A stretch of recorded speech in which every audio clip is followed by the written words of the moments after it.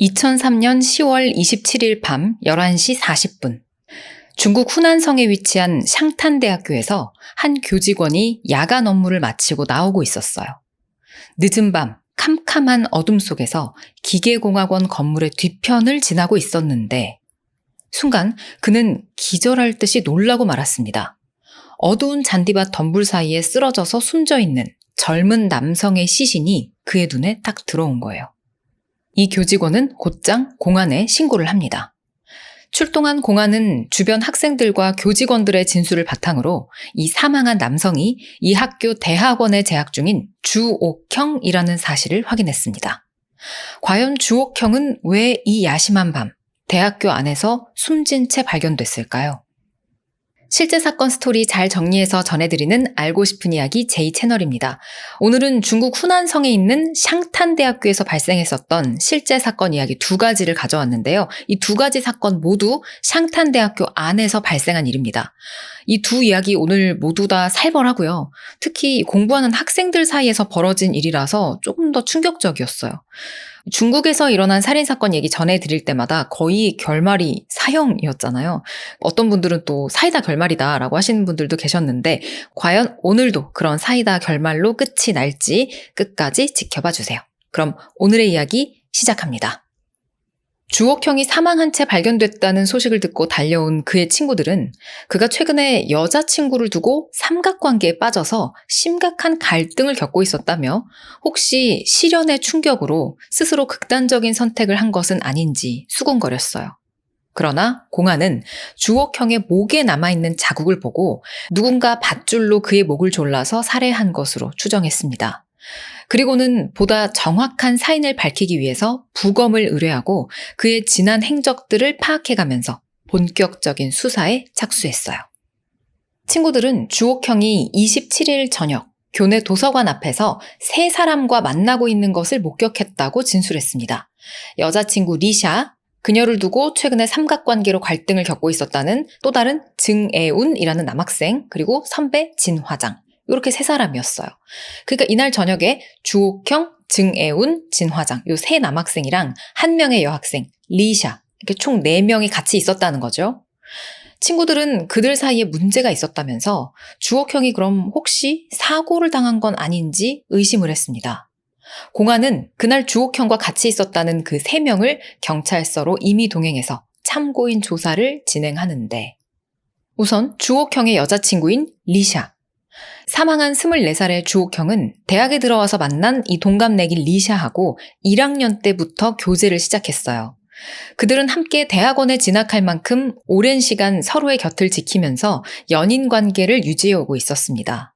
그런데 사건 발생 한 달 전인 2003년 9월에 후난성 샤오동 출신의 증애운이라는 남학생이 석사 과정을 시작하면서 주옥형과 리샤, 이 둘의 관계가 급격히 흔들리기 시작했어요.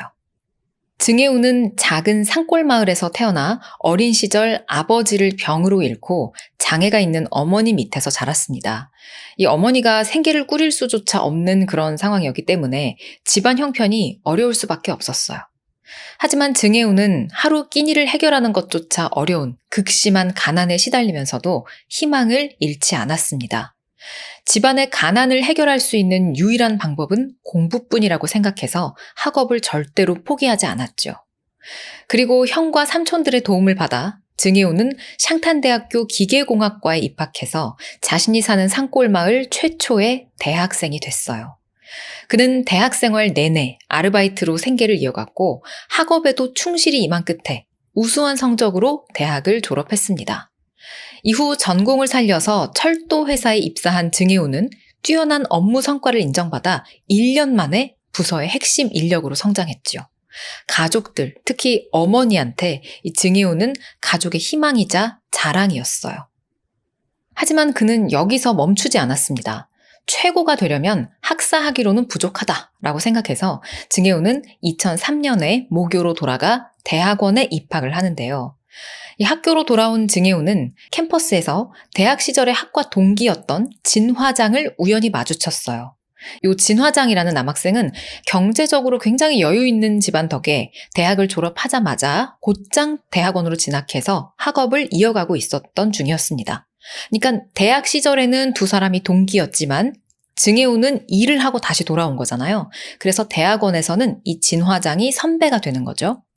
근데 사실 이 진화장은 시골 출신의 증혜운을 예전부터 약간 은근히 업신여겨 왔기 때문에 이 두 사람은 대학 시절에는 그다지 그렇게 친한 사이는 아니었다고 해요. 그렇지만 증혜운은 이제 대학원 선배가 된 진화장을 일부러 피한다거나 멀리할 필요는 없다고 생각해서 적절한 관계를 유지하려고 노력을 했습니다. 사회생활을 경험한 증혜운은 이번 대학원 생활만큼은 조금 다르게 하고 싶었어요. 대학 때처럼 일이랑 공부에만 몰두하지 않고 동아리 활동도 하고 그러면서 조금 더 이렇게 넓은 인간관계를 만들어 나가려고 노력합니다. 그렇게 바쁜 학교 생활을 보내던 중 증혜운은 한 모임에서 대학원생인 리샤를 만나 한눈에 그녀에게 반해서 사랑에 빠져버린 거예요. 하지만 여러분도 아시다시피 이 리샤한테는 4년 넘게 교제해온 남자친구 주옥형이 있었죠. 근데 하필 이 리샤하고 주옥형 두 사람 관계가 고맘때쯤 해서 진로 문제 때문에 좀 소원해진 상태였습니다. 리샤는 사회에 나가서 커리어를 쌓고 싶었는데 남자친구 주옥형은 그녀가 그냥 자신과 결혼한 후에 집에서 아이를 키우는 주부로 살기를 바랐어요. 이렇게 서로 좀 마음이 멀어진 상황에서 리샤는 다정하고 따뜻한 성격의 증혜운에게 호감을 느끼게 됐고 그에게 점점 마음을 열게 됩니다. 이 리샤와 증혜운 두 사람은 서로 친해진 지 얼마 안 돼서 급속도로 가까워졌고 금방 연인 사이로 발전을 했어요. 그렇게 리샤는 결국 주옥형에게 이별을 고하고 캠퍼스에서 증혜운과 공개적으로 교제를 시작했습니다. 하지만 오랫동안 리샤와 주옥형이 함께 있는 모습을 봐왔던 친구들은 증혜운이 리샤를 유혹해가지고 두 사람 사이를 갈라놓은 거다 이런 식으로 오해를 하고 그를 비난했어요. 여러분 눈에도 혹시 그렇게 보이시나요? 그런데요. 사실 이 증혜운은 리샤한테 남자친구가 있었다는 사실조차 몰랐고요. 뒤늦게 이 사실을 알게 되고 나서는 오히려 리샤와의 관계를 심각하게 고민했었습니다. 그러니까 사실 가운데서 리샤가 조금 처신을 확실하게 하지 못했던 거죠. 한편 리샤에게 차인 주옥형은 그녀의 마음을 되돌리기 위해서 애를 써보지만 한번 돌아선 여자친구의 마음은 이미 차갑게 식어 있었어요. 오랜 연인의 배신으로 마음이 복잡했던 주옥형은 친한 선배형인 진화장을 찾아가서 자신의 고민을 털어놨습니다. 자, 이 진화장이 다시 이야기에 등장했죠. 아까 증혜운의 대학 동기였고 대학원 선배라고 했던 그 사람이에요. 진화장은 주옥형이 털어놓은 고민을 듣고는 야, 증혜운 그놈 여자 꼬시는데 선수야 라고 말하면서 리샤가 걔 진짜 모습을 보게 되면 금방 다시 너한테 돌아올 거야 라며 위로를 해줍니다. 이 진화장의 얘기를 들은 주옥형은 얼른 리샤한테 가서 증혜운 그놈 바람둥이야 조심해 라면서 경고를 해줬어요. 리샤는 새 남자친구 증혜운이 플레이보이라는 말을 믿지는 않았지만 좀 떠보고 싶어서 그랬는지 농담조로 증혜운한테 이 말을 전했고 이걸 들은 증혜운은 발끈했습니다. 자, 이렇게 서로의 감정이 엉키고 꼬인 상황 속에서 결국 남자들이 만나서 이 리샤 문제를 결론 내기로 한 거였어요. 10월 27일 저녁, 증혜운과 리샤 커플은 약속대로 분수대에서 주옥형을 기다렸습니다. 그런데 한참 만에 나타난 주옥형은 쓰러질 듯 비틀비틀거리면서 선배 진화장의 부축을 받고 있었어요. 이렇게 증혜운 리샤 커플하고 주옥형 진화장 네 사람이 만납니다.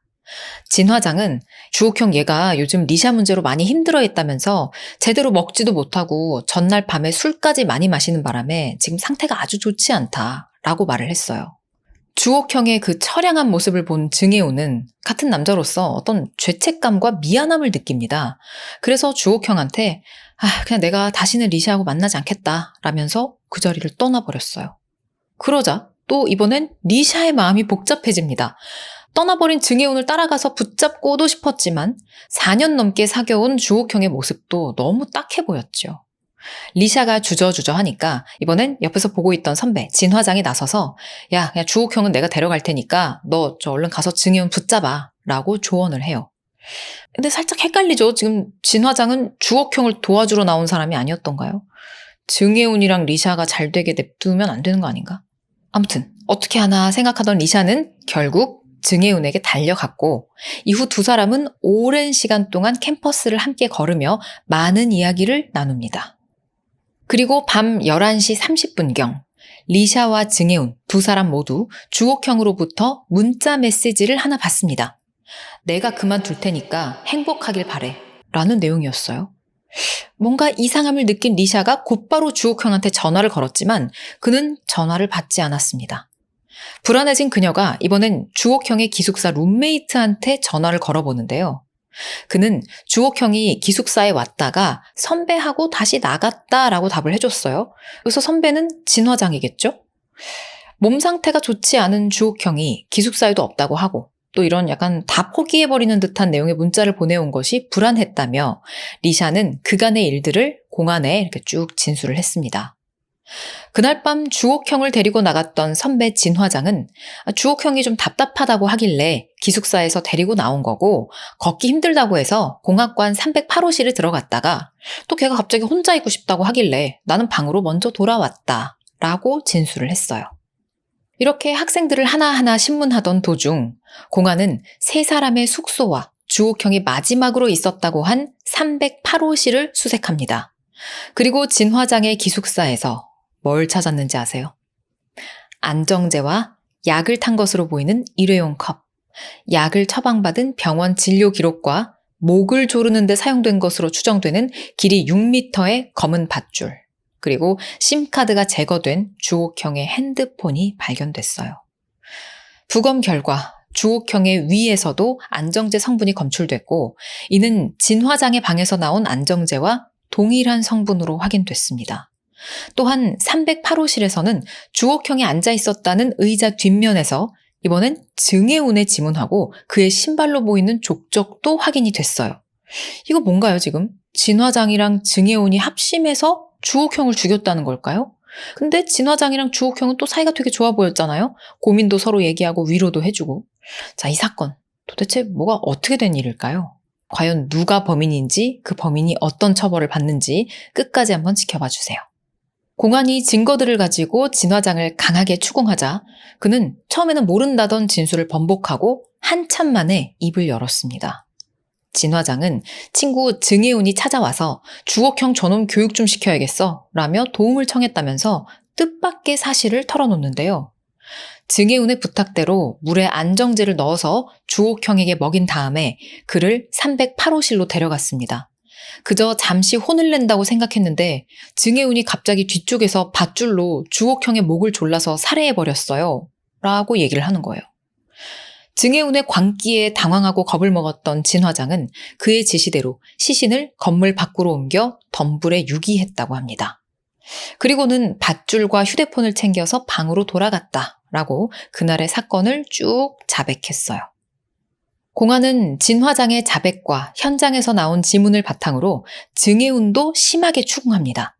그러나 증혜운은 분수대에 모여서 다 같이 얘기를 한 다음에 헤어진 후 자신은 줄곧 리샤와 함께 쭉 있었다면서 안정제를 먹이라고 부탁한 적도 없고 308호실에 간 적도 없었다면서 혐의를 강하게 부인했어요. 여자친구 리샤 또한 증혜운과 사건 발생 시각 전까지 줄곧 함께 있었다며 그의 알리바이를 확인해줬습니다. 과연 이건 진실일까요? 그러나 이틀간의 강도 높은 신문이 이어지면서 증혜운은 돌연 진술을 번복하고 진화장이 말한 대로 자신이 살인을 저질렀다고 범행을 인정합니다. 그렇다면 증혜운의 알리바이를 증언해줬었던 리샤는 위증을 한 셈이 되는 거잖아요. 공안은 계속 증혜운과 함께 있었다고 얘기를 했던 리샤도 위증 혐의로 체포를 합니다. 이후 리샤는 그날 사실 통화를 하느라고 제가 20여 분 정도 자리를 비웠었긴 해요 라며 일부 진술을 변경했어요. 공안은 자백과 증거를 토대로 증혜운과 진화장을 살인 및 공모 혐의로 그리고 리샤를 위증 혐의로 각각 기소했습니다. 조사를 통해서 대충 사건의 전말이 드러난 것 같았고 이제 재판 결과도 분명해 보였죠. 그러나 재판이 시작되니까 분위기가 완전히 달라졌어요. 법정에선 증혜운은 자신이 사실 고문과 강압에 못 이겨 허위 자백을 했다면서 자신의 살인 혐의를 다시 전면 부인하고 나섰습니다.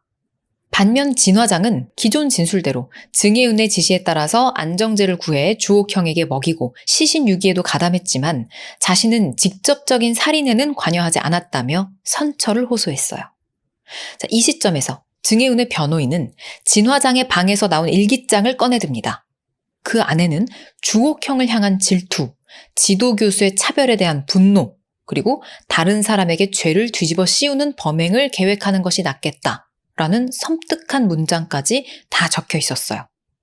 변호인은 진화장이 교수의 총애를 독차지하고 있던 주옥형을 질투한 끝에 삼각관계를 이용해 그를 살해한 것이라고 주장했습니다. 또 이에 맞서 검찰은 증혜운의 지문과 발자국이 현장에 남아있지 않냐, 그리고 리샤도 중간에 잠깐 통화하느라 자리 비웠다고 인정을 하지 않았냐 라면서 그가 살인을 저지른 것이 분명하다고 반박했어요. 결국 변호인의 주장은 받아들여지지 않았고 재판부는 증혜운에게는 사형을, 진화장에게는 무기징역을, 리샤에게는 집행유예를 선고합니다. 증혜운은 곧장 무죄를 주장하며 항소했고 진화장 또한 단순 조력인데 종신형은 너무하지 않냐며 항소했어요. 최고인민법원은 살인의 증거가 충분하지 않다고 판단해서 이 사건을 지방법원으로 다시 돌려보내는데요.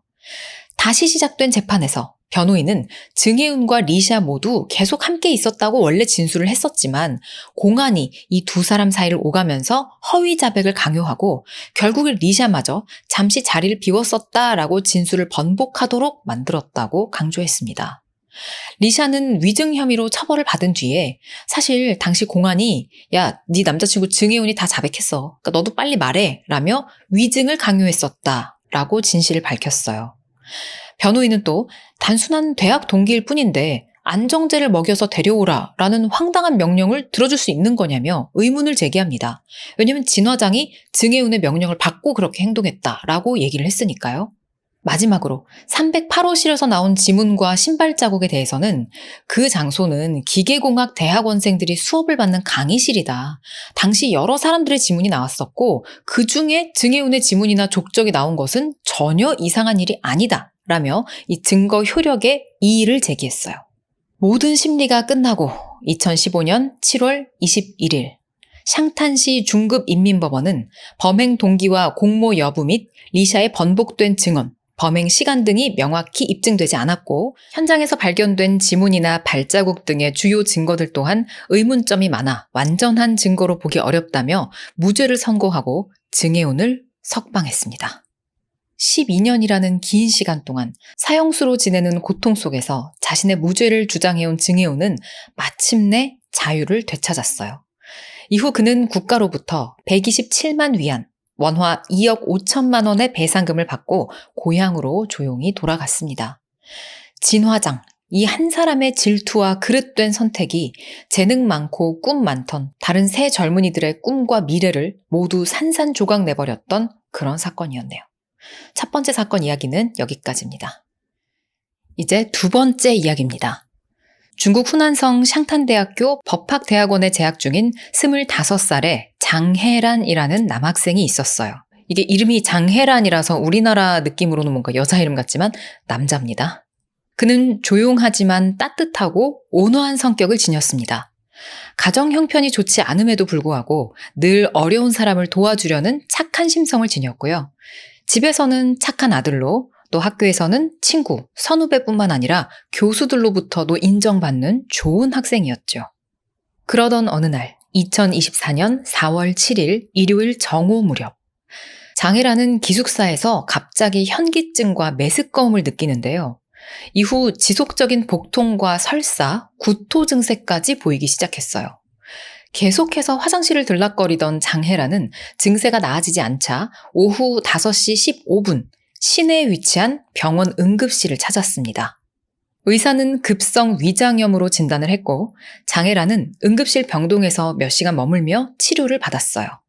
이후 상태가 조금 호전되자 그는 지친 몸을 이끌고 밤 11시경 다시 학교 기숙사로 돌아옵니다. 그러나 상태가 다시 악화돼서 그는 밤새도록 구토와 설사를 했고 아침에는 거의 기진맥진한 상태까지 됐어요. 룸메이트인 샤오는 장혜란이 걱정돼서 식당에 가서 따뜻한 백란과 죽, 두유를 사가지고 왔지만 장혜란은 두유를 몇 모금 마시더니 곧바로 욕실로 가서 다 토해버렸습니다. 이 친구들의 도움으로 장혜란은 다시 응급실을 찾았어요. 병원에서는 추가 검사 끝에 그의 간과 신장 기능이 심각하게 손상됐다고 진단을 했지만 그 원인까지는 찾지를 못했습니다. 동행한 친구들은 기숙사에서 식중독이나 다른 이상한 점은 없었다라고 답을 했는데요. 급히 병원으로 달려온 가족에게 장혜란은 사실 방 안에 있었던 오트밀 맛이 약간 이상했어 라고 얘기를 했어요. 집중치료에도 불구하고 상태가 더욱 나빠져서 혼수 상태에 빠지자 장혜란은 보다 전문적인 치료가 가능한 중남대학병원으로 이송됐습니다. 그곳에서 장혜란은 전신의 다기관 기능 부전 진단을 받았고 인공호흡기를 달고는 혈액 투석 치료까지 받았어요. 그를 진료한 의사는 상당히 심한 식중독이나 독극물을 의심하면서 혈액과 소변을 채취한 뒤에 비소와 청산가리 등의 독극물 검사를 의뢰합니다. 하지만 일반적 유형의 독극물 성분은 검출되지 않았고 검사 결과는 모두 음성으로 나왔어요. 장혜란의 증세는 복통과 구토, 설사로 시작해 가슴 통증과 안구 결막, 감염성 쇼크, 간 손상, 급성 신부전, 호흡 부전까지 급격히 더 나빠졌습니다. 몸이 부어오르고 머리카락이 빠지며 발은 보라색으로 변했어요. 수혈과 투석이 이루어졌고 장혜란은 고통 속에서 살려달라고 애원했습니다. 의료진은 병의 원인과 적절한 치료법을 찾기 위해서 다방면으로 노력했지만 별다른 성과는 없었어요. 그렇게 중환자실에서 생사를 오가던 장혜란은 결국 발병 6일 만인 4월 13일 오후 1시 다발성 장기 부전으로 심장이 멈춰서 사망합니다. 병원 측은 장혜란이 사망할 때까지 그가 왜 이렇게 급속도로 몸이 안 좋아졌는지 끝내 원인을 찾지 못했어요. 이상함을 느낀 병원과 유가족은 이와 관련해서 공안에 신고를 했고 이후 부검과 추가 독극물 검사를 통해 그의 여러 장기와 혈액에서 과다한 콜키신 성분이 검출됐습니다. 이 콜키신이라는 건 백합과 식물인 콜키쿰의 씨앗이나 구근에 있는 알칼로이드 성분인데 고관절 염증인 류마티즘이나 통풍 치료제로 사용이 된대요. 하지만 잘못 투여하면 독이 될 수도 있다고 하는데요. 특히 희석하지 않은 원액으로 섭취를 할 때는 독성이 아주 강하기 때문에 비소 중독과 같은 두통, 발열, 구토, 설사 및 신부전 증상을 일으키고 심할 경우 사망에 이를 수도 있어요. 그리고 이 현상이 고스란히 장혜란에게 실제로 일어났던 거죠. 공안은 장혜란에게 애초에 통풍 증상도 없었고 그런 약물을 복용한 적도 없었다는 가족의 진술에 따라 그가 어떻게 콜키신을 접했는지 또는 누군가 고의로 그가 먹는 음식에다가 약물을 넣었는지를 조사하기 시작합니다. 그러려면 그가 살고 있던 대학교 기숙사를 살펴봐야 되는데요. 장혜란은 7층 건물의 샹탄대학교 남학생 기숙사 6호동 608호에 살고 있었고 기숙사에는 전자잠금 장치가 설치돼 있어서 출입증을 가진 거주 학생들만 드나들 수가 있었어요. 그의 방은 4인 1실이지만 사고 전까지 3명이서만 함께 방을 쓰고 있었습니다. 대부분의 그의 친구들은 장혜란은 정말 온화하고 친절한 성격을 갖고 있었기 때문에 누군가 원한을 가지고 그를 해칠 리는 절대 없다고 확신을 했어요. 하지만 아까 장혜란한테 두부랑 이런 거 사다 줬던 룸메이트 샤오 기억하시죠? 그 샤오라는 친구는 방을 같이 쓰고 있었던 또 다른 룸메이트 저우라는 이름의 학생이 의심스럽다고 조심스럽게 의견을 밝혔습니다. 27살의 저우 리레는 대학에서 생물공학을 전공한 후 회사에 입사해서 일을 하다가 사건 발생 1년 전인 2013년 6월 샹탄대학원에 입학했습니다.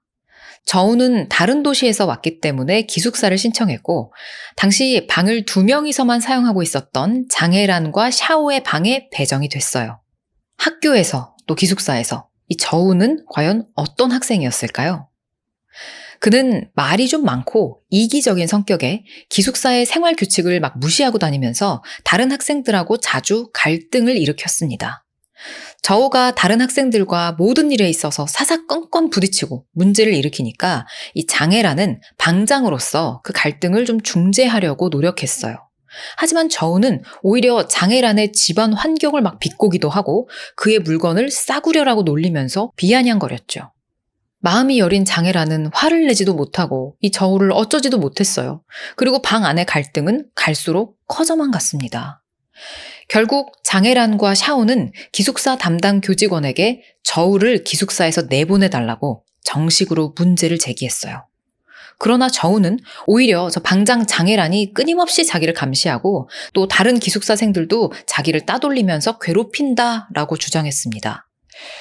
누가 이만큼 더 잘못했고 누가 좀 덜 잘못했느냐 그런 잘잘못 혹은 진위 여부를 따지기 전에 지금 일단 살인사건이 발생을 했고 이 저우라는 학생이 피해자 장애란과 사이가 안 좋았다는 것만큼은 분명한 사실이잖아요.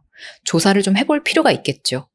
공안은 저우의 기숙사를 수색했고 그의 소지품 중 순도 98%의 콜키신이라고 적힌 작은 갈색 약병을 발견합니다. 또 장애란이 먹다가 남긴 시리얼을 모두 수거해서 한번 검사를 해봤는데 여기에서도 고순도의 콜키신이 검출됐어요. 뭔가 연결고리가 보이시죠? 이에 따라 공안은 저우를 살인 용의자로 특정하고 그의 카드 사용 및 인터넷 구매 내역을 조사합니다. 그 결과 그가 사건 발생 3개월 전인 2024년 1월에 온라인으로 콜키신 1g을 구매해서 기숙사로 배달받은 기록을 찾아냈어요. 근데 이 고순도의 콜키신은 사실 일반인은 구매를 할 수가 없거든요. 그래서 그는 대학에서 실험 목적으로 사용한다라고 사유를 기재하고 가명으로 약품을 구매한 것으로 밝혀졌습니다. 이 외에도 공안은 저우가 인터넷을 통해 콜키신과 관련한 100여 편이나 되는 기사와 논문 자료를 검색하고 다운로드 받은 사실도 확인했어요. 또한 그의 노트 안에서 장애란을 나를 괴롭히는 나쁜 놈이라면서 욕한 내용, 또 열등한 유전자는 제거해야 한다라고 쓰인 메모도 발견했습니다. 공안은 이 모든 증거를 토대로 저우를 살인 혐의로 체포했어요. 신문 과정에서 저우는 장애란을 죽이려고 콜키신을 산 것이 아니라며 살인 혐의를 극구 부인합니다. 그는 사실 지금 당장 현재 통풍 증상이 나한테 있는 건 아니지만 신체 검사를 한번 해봤더니 요산 수치가 높게 나왔다. 그래서 나중을 위해서 통풍 예방약을 만들 생각으로 이 콜키신을 구매했다라고 설명을 했어요.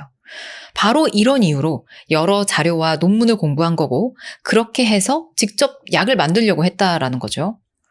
그는 콜키신 원료를 받은 후에 물에 가루를 조금 녹여서 직접 맛을 봤고 자신이 사용한 양을 확인하기 위해 병의 라벨을 떼어냈다고 진술했습니다. 하지만 저우는 그래서 그럼 너 콜키신 정확히 얼마나 사용했냐? 라고 묻는 공안의 질문에 시리얼에 아주 소량을 넣었긴 하지만 정확한 용량은 기억이 나지 않는다 라고 답을 했어요.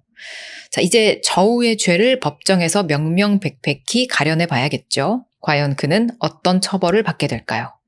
2015년 1월 9일 샹탄 인민법원에서 열린 공개 재판장은 이 샹탄대학교의 학생들과 교직원들로 가득 찼습니다. 저우는 무표정한 모습으로 수갑을 차고 집행관의 호의를 받으면서 법정에 출두했어요. 재판에서 검찰과 변호사는 이 살인의 고의성을 두고 치열한 법정 공방을 이어갔습니다. 먼저 변호인은 저우가 콜키신을 구입한 사실 자체까지는 인정을 했지만 이는 저우가 밝혔듯 자기가 먹을 목적으로 자기 통풍약 직접 만들려고 구입한 것이라며 살인 혐의를 부인했습니다. 그러면서 저우는 대학 시절에 콜키신에 대한 수업을 듣지 않았기 때문에 그 약물에 대해서 잘 몰랐다고 강조했어요. 그래서 그 수많은 논문을 다운로드 받아서 따로 공부한 거라고요. 저우는 그저 약물 반응을 테스트해보려고 한 것이었는데 그걸 장애란이 먹을 줄 몰랐다면서 고의살인이 아닌 과실치사를 주장하고 나섰습니다. 하지만 검찰은 생물공학을 전공한 저우는 처음부터 분명 콜키신의 독성과 위험성에 대해서 잘 알고 있었을 것이라며 자신과 갈등을 겪고 있었던 룸메이트를 살해할 목적으로 이 원료를 구입한 것이 분명하다고 반박했어요. 특히 저우가 일반인 구매가 불가능한 콜키신을 실험용으로 사용한다면서 가명으로 약을 구입한 점을 지적하면서 그걸 일부러 피해자 장애란이 먹던 시리얼에 집어넣은 거라고 주장했습니다. 또 장애란을 치료하던 병원 측에서 그의 병의 원인을 알고자 이 저우에게도 수차례 장애란이 먹은 음식이라든가 그에 대한 이상한 점이 없었는가 물었지만 그는 끝까지 이 콜키신 투여 사실을 숨겼다면서 이건 고의 살인이 분명하다고 강조했어요.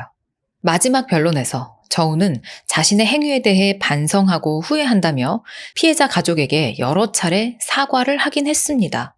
하지만 끝까지 자기는 사람을 계획적으로 죽인 냉혈한이 아니라며 고의 살인 혐의는 부인했죠. 그러자 장애란의 가족들은 저우가 끝까지 자신의 잘못을 인정하지 않았다면서 그의 사과를 받아들이지 않았고요. 재판부에 민사소송을 포기할 테니까 저우에게 사형을 판결해달라라고 호소했어요. 심리가 끝난 후 법원은 피고인 저우가 분노를 참지 못하고 시리얼에 독극물을 넣어서 장애란을 사망에 이르게 했다며 그의 고의적 살인을 인정했습니다. 특히 장애란을 치료할 기회가 있었음에도 불구하고 저우가 끝까지 의도적으로 콜키신 투여 사실을 은폐해서 결국 장애란이 다발성 장기 부전으로 사망한 것이라며 2025년 4월 저우에게 사형을 선고합니다. 이후 저우는 항소하지만 기각이 됐고요. 2025년 10월 31일 사형이 집행됐어요. 그러니까 이미 이 세상 사람이 아닙니다. 장애란은 항상 다른 사람을 돕기 좋아하던 따뜻하고 온화한 성격의 사람이었다라고 했었죠. 하지만 불행히도 그가 만나지 말았어야 할 사람, 이 저우 때문에 안타까운 삶을 일찍 마감하게 됐네요. 네, 오늘 두 가지 이야기 모두 전해드렸습니다. 오늘 사건 이야기는 여기까지입니다. 네, 여러분 며칠 전에 라이브 했었는데 그때 참여해주신 분들 너무 감사했고 오랜만에 또 한 달 만에 라이브 했는데 너무 재밌었습니다. 여러 가지 얘기 나누고 또 저 채팅창 없애는 거 못해갖고 난리치는 거 다 너그러이 지켜봐 주시고 지난번 영상에서인가 지지난번 영상인가 그 쿠키 영상에서 가끔 이렇게 두 개 얘기를 전달해 드릴 때도 있지만 또 어떨 때는 하나의 메인 이야기만 전해드리면서 그 뒷부분은 좀 쿠키 영상처럼 처리할 때도 있거든요. 근데 이제 거기서는 사건을 제대로 조사해서 얘기하는 게 아니고 수다 떨듯이 감상 얘기하다가 그런 사건도 있지 않았어? 그런 사건도 있지 않았어? 이렇게 살짝 언급을 한 적이 있었어요. 근데 그거를 제가 이제 찾아보면서 한 게 아니고 즉석으로 생각나서 언급한 거라 그러니까 사건의 큰 흐름에 이상한 점은 없지만 중간에 디테일이 기억이 안 나서 뭐 요랬었나 저랬었나 아마 그랬을 거예요. 막 이런 식의 말을 했었는데 그것 때문에 불편해하신 분들이 계셨더라고요. 네, 다음부터는 가볍게 언급하는 거라도 팩트 체크하고 다 찾아보고 언급을 할 거면 디테일까지 한번 찾아보고 얘기를 하려고 노력을 해보겠습니다. 근데 진짜 그냥 좀 편안하게 하는 거거든요. 쿠키 영상은. 제대로 두 가지 이야기를 정식으로 전해드리는 거면 당연히 엄청 팩트체크 따다다닥 해서 이야기 딱 만들어서 전해드릴 거예요. 이제 그게 아닌 경우에는 노력을 해보겠지만 그냥 저도 사람이니까 그냥 언급할 때는 약간 헷갈릴 수도 있다. 하지만 헷갈리면 찾아보고 언급을 하겠다. 약속을 드리겠습니다. 아니면 잘 모르겠으면 그냥 언급을 하지 말든가 그렇게 할게요. 네. 그럼 여러분 오늘 영상도 봐주셔서 너무 감사하고 댓글 제가 정말 좋아하는 거 아시죠? 댓글 많이 남겨주시면 또 다음 영상 만들고 또 그 다음 영상 만들고 하는데 정말 큰 힘이 됩니다. 그럼 우린 다음 영상에서 만나요. 안녕!